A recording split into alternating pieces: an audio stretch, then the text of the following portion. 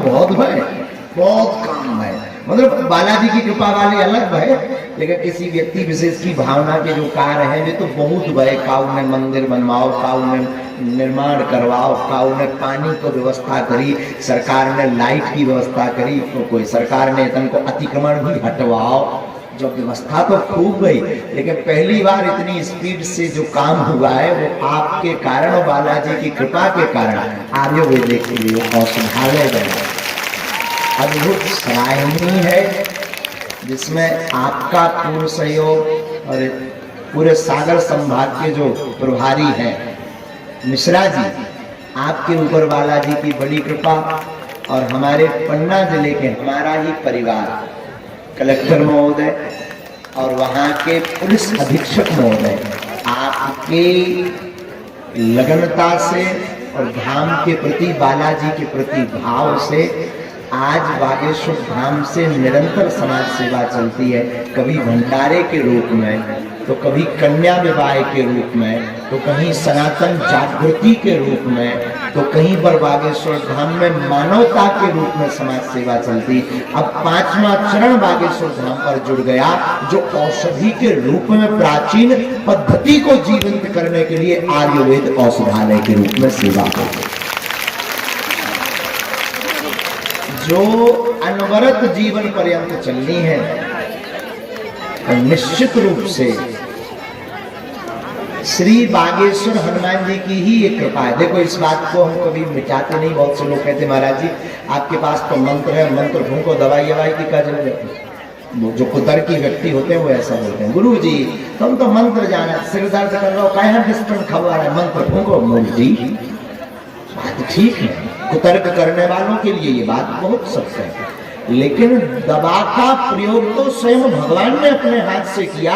जब लक्ष्मण जी को लक्ष्मण शक्ति लगी, तो जो हनुमान जी इतने पे रोग मिटा रहे, संकट कटा रहे, जो पीड़ा हर रहे, वही हनुमान जी जानते थे कि कलयुग के आदमी बहुत बुद्धू होंगे।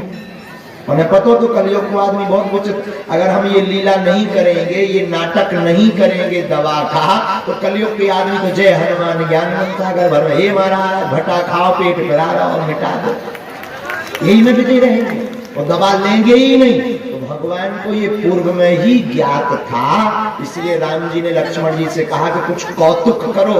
लक्ष्मण जी को लक्ष्मण शक्ति लगी, हनुमान जी संजीवनी बूटी लेने गए, लंका से सुसैन वैद्य आया। इस अपेक्षा में 2 महीना स्वास्थ्य कार्यकर्ता के यहाँ पर छुट्टी की है। ज्यादा से ज्यादा हमारे स्टाफ यहाँ पर रहे, आप सबको यहाँ पर दवाई भी प्राप्त हो सके।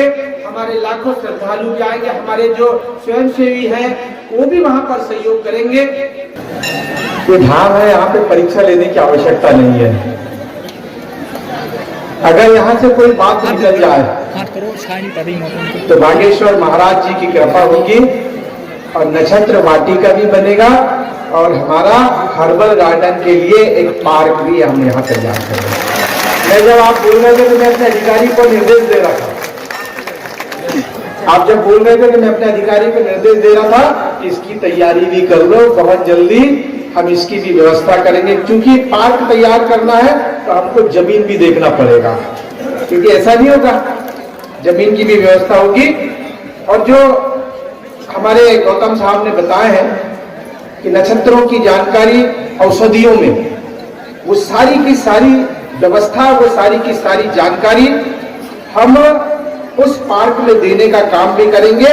और जब आप उस पार्क का दर्शन करोगे, जैसे बागेश्वर धाम में आप दर्शन करते हो, जब भी आओगे तो हम ऐसा वाटिका बनाएंगे कि आप वहां पर भी दर्शन करोगे और औषधि का आपको ज्ञान होगा, और उस औषधि के ज्ञान से आप अपने जीवन को सफल कर सकते हैं। बस इतना ही मैं कह सकता हूं, क्योंकि मैं मध्य प्रदेश में आदरणीय मुख्यमंत्री शिवराज सिंह चौहान जी के नेतृत्व में इस आयुष विभाग को बहुत आगे बढ़ाने के लिए हमने हर पंचायत स्तर पर हमने वेलनेस सेंटर देने का काम किया है, ताकि ज्यादा से ज्यादा लोगों को, ज्यादा से ज्यादा गरीब परिवार के लोगों को, और हमने ये जितने औषधालय हैं ये ज्यादा से ज्यादा हमने ट्राइबल ब्लॉक में भी खोलने का काम किया है।